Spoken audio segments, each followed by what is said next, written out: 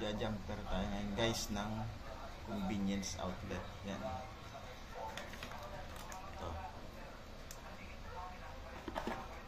Install natin. Tignan lang natin yung mga indicate. Yan. Pantay lang natin yan.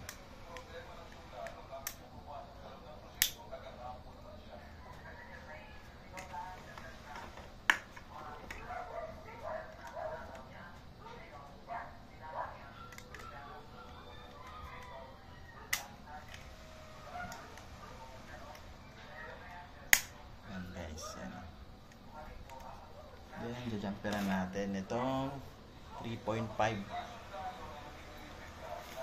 Yung jumper niyan guys, may strip gauge yan sa likod. Oh. Sundin natin yan para hindi kita yung strand. Tap yung tanso.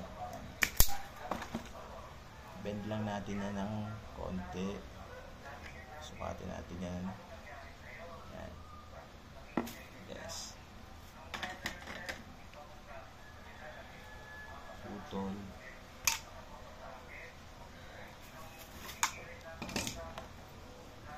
Sukatin ulit dito sa strip gauge nya.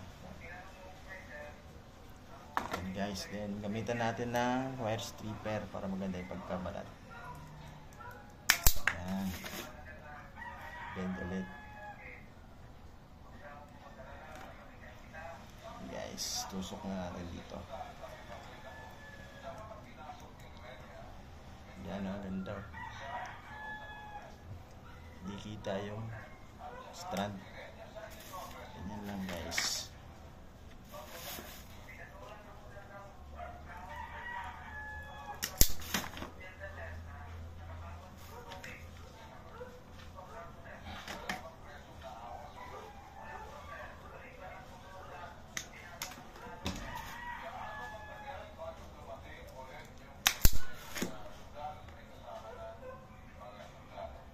Guys,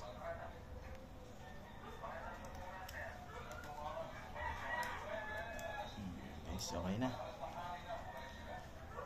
Jumper na tayo ng tugang outlet yan.